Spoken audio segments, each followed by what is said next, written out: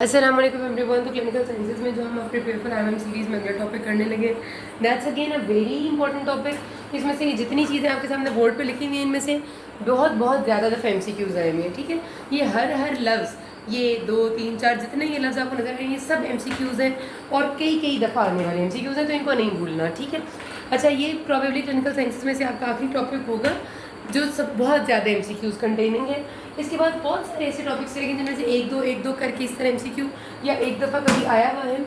जब मैं सारा कुछ करा लूँगी, मैं कोशिश करूँगी मैं हर टॉपिक की ऐसी चीज़ों को भी कवर करूँ, लेकिन मैं चाहती हूँ कि पहले आपकी जो वो चीज़ें जिनमें बल्क है वो आपके सारे हो जाएँ। ठीक है, तो बल्क वालों में आज का टॉपिक बहुत इंपॉर्टेंट है, HLA एसोसिएशंस। HLA आपको पता है ह्यूमन ल्यूकोसाइट एंटीजन है which is expressed in everyone's body, और हर HLA जो एंटीजन है वो अलग नाम है उसका और उसके एसोसिएशन अलग डिजीज़ के साथ है। हम लोगों ने जब भी ट्रांसप्लांट करना होता है तो HLA एंटीजन्स की मैचिंग करनी होती है डोनर और रेसिपिएंट की, और ये बहुत कॉमनली एक MCQ है जो मैंने यहाँ साइड पे लिखा है कि HLA एंटीजन जब मैच करना है तो सबसे इंपॉर्टेंट कौन से, तो DR antigen is most important, फिर B और फिर A।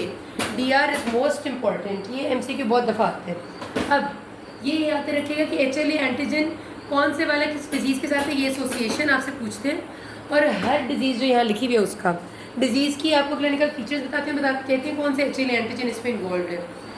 तो हीमोक्रोमेटोसिस में थोड़ा सा डिजीज़ का बताती जाऊँ। आयरन ओवरलोड की बीमारी है जिसमें आयरन डिपोजिशन बॉडी में डिफरेंट ऑर्गन में स्टार्ट हो जाती है और सेलुलोप्लाज्मिन लेवल्स लो हो जाते हैं। तो आपने सेलुलोप्लाज्मिन कॉपर में होते हैं, इसमें आपके ट्रांसफेरेंस सैचुरेशन और फेरिटिन ये दोनों बढ़ जाती है। ठीक है, तो हीमोक्रोमेटोसिस का जो एसोसिएशन है वो HLA-A3 के साथ है। ठीक है, ये आपने याद रखना है, बहुत ज़रूरी। फिर अगली है HLA-B51, इसका एसोसिएशन है बेसिक्स डिजीज़ के साथ। ये कम नाम हमने सुना हुआ है, लेकिन ये बहुत ज़्यादा MCQ में आता है, पर्टिकुलरली म्यूकोक्यूटेनियस लीजन्स के इन्वॉल्वमेंट के साथ इसका सिनेरियो आपको देते हैं, और B51 के साथ इसका एसोसिएशन है। यहाँ से बहुत इंपॉर्टेंट याद रखिएगा कि टोटल हमारे पास 3 आर्थराइटिस आ रहे हैं, रिएक्टिव आर्थराइटिस, सोरिएटिक आर्थराइटिस और HLA-D4 में रूमेटॉइड आर्थराइटिस। याद रखिएगा तीनों आर्थराइटिस अलग अलग से पूछे जाते हैं, तो आपने इनका डिफरेंस याद रखना है। सोरिएटिक आर्थराइटिस के MCQ में हमेशा वो आपको कहेंगे कि कुछ महीनों से पेशेंट को डिस्टल इंटरफेरेंजियल जॉइंट्स में स्वेलिंग है, पेन है और स्टिफनेस है।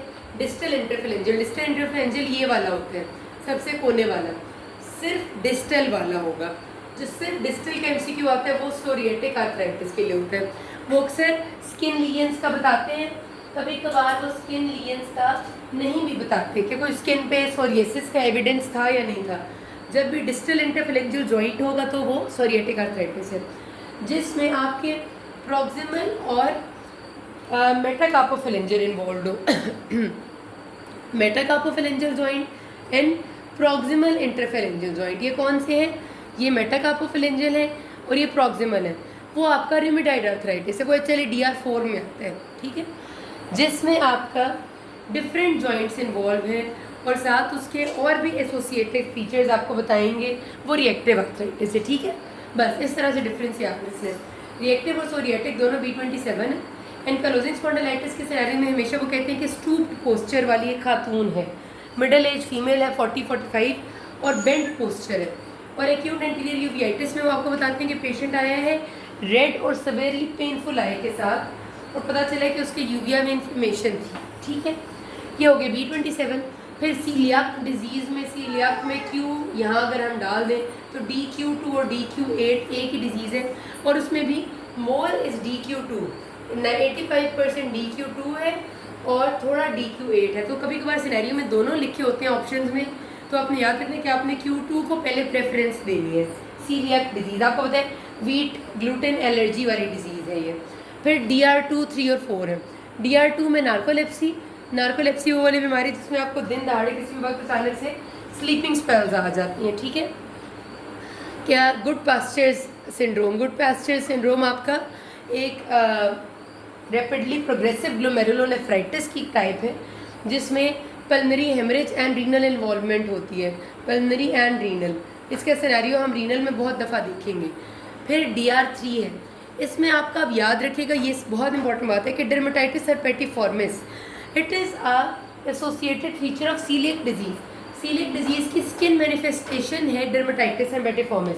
इस पर ये होता है कि जो लोग ग्लूटेन एलर्जी के होते हैं उनको जिस्म पे खारिश शुरू हो जाती है, और फिर जिस तरह डर्मेटाइटिस होते हैं उस तरह की खारिश करने से एक्सकोरिएशन मार्क्स बन जाते हैं, मोस्टली एक्सटेंसर सर्फेसिस पे। किस जगह की? बाजुओं और टांगों की। बाजुओं और टांगों की जो एक्सटेंसर सर्फेसिस है उस पर खारिश होती है बहुत ज़्यादा, और सीलिएक डिजीज़ होती है उनमें। वो जो सीलिएक डिजीज़ है वो DQ2 है, लेकिन डर्मेटाइटिस सर्पेटिफॉर्मिस DR3 है।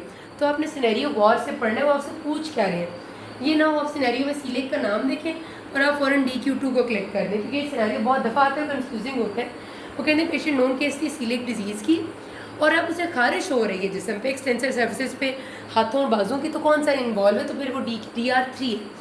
जॉगरेन सिंड्रोम आपको पता है कि ऑटो इम्यून डिजीज़ है, जिसमें dry mouth, dry eyes and vaginal dryness most common है, एंड प्राइमरी बिलियरी सिरोसिस एक आपकी गैस्ट्रो की ऐसी डिजीज़ है जिसमें आपकी intra and interlobular bile ducts पे सिरोसिस हो जाता है। इसमें पर्टिकुलर फीचर्स इसकी प्रेजेंटेशन में होते हैं। मिडिल एज फीमेल है, IgM एंटीबॉडी है इसमें इन्वॉल्व, और वो बिलियरी सिरोसिस के साथ यानी डिरेंज LFTs के साथ आएगी। फिर आखिरी है हमारी HLA DR4, जिसमें रूमेटॉइड आर्थराइटिस तो मैंने आपको बता दी, एंड टाइप 1 डायबिटीज़ है। टाइप 1 डायबिटीज़ बहुत सिंपल है, बचपन से जिसको डायबिटीज़ है टाइप 1 आपको सादा बता देंगे। तो बात खत्म होती, किसी को भी मुझसे के नाम। Thank you.